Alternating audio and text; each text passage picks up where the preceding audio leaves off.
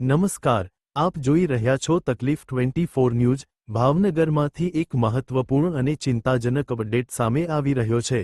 નવનીત બાલદિયા પર થયેલા મારના કેસમાં જ્યાં એક તરફ કોળી સમાજ ન્યાય માટે એકત્ર થવાની તૈયારી કરી રહ્યો છે, ત્યાં બીજી તરફ અસામાજિક તત્વો દ્વારા ન્યાયની અવાજને દબાવવાનો પ્રયાસ થયો હોવાના આરોપો લાગી રહ્યા છે।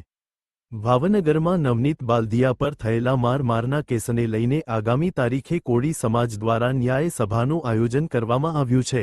ન્યાય મળે તે હેતુસર હાદાનગર સહિત આસપાસના વિસ્તારોમાં ન્યાય સભાના પોસ્ટરો લગાવવામાં આવ્યા હતા, પરંતુ ગઈ રાત્રિ દરમિયાન અસામાજિક તત્વો દ્વારા આ પોસ્ટરો ઉખાડી નાખવામાં આવ્યા હોવાની ઘટના સામે આવી છે।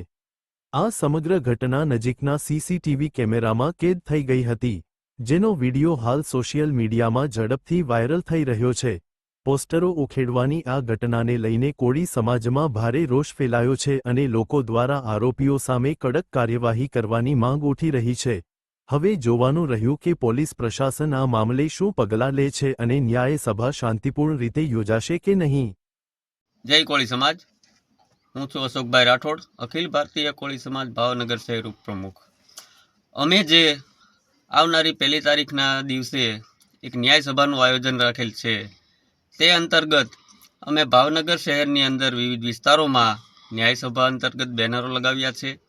તે બેનરો કાલે રાત્રે કોઈ ઈસમો દ્વારા ફાડવામાં આવ્યા છે, તો તે અમે તપાસ કરીએ છીએ અને તેના સીસીટીવી કેમેરા પણ ફૂટેજ પણ અમારી પાસે આવ્યા છે અને તેમાં વ્યક્તિઓ દેખાય છે જે બેનરો ફાડે છે અને બેનર ઢસડીને લઈ જાય છે।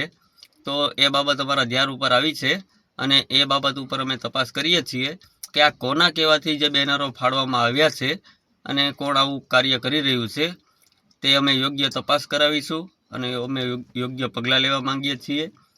જય કોળી સમાજ।